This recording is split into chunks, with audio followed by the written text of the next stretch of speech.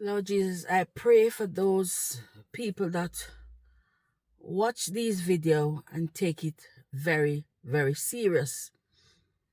Now, like I continuation with my experience of going on holiday and somebody asks for marriage. And like I said, I too was in that predicament. My second part of a man asked me to marry him was after everything, all the paperwork and everything, we were going to get married.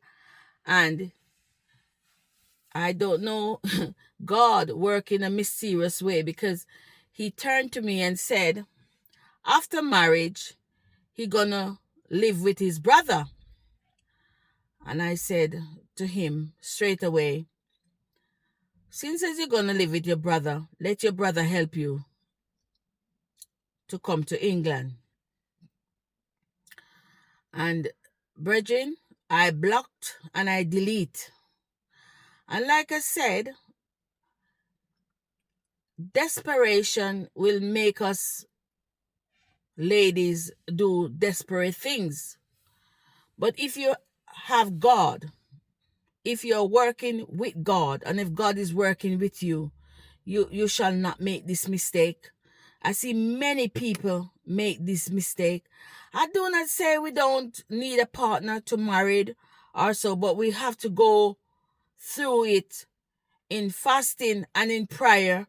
And like I said, our spiritual father or our spiritual mother and some of our close godly brethren that believe in God and believe that God answered prayer when we are praying for things to come through, especially marriage.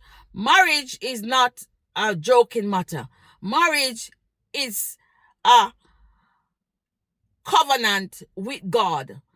Many people go into marriage and not thinking that God is in it.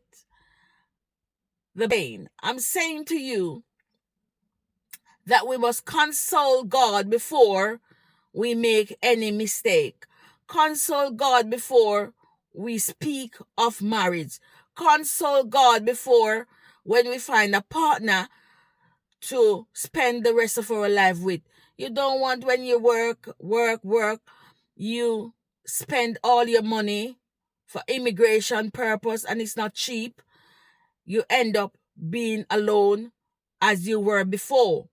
So, Virgin, I'm because of my experience and what I see on social media, I just want to come to you with this plead to seek God first before marriage. Shalom, my people. Shalom.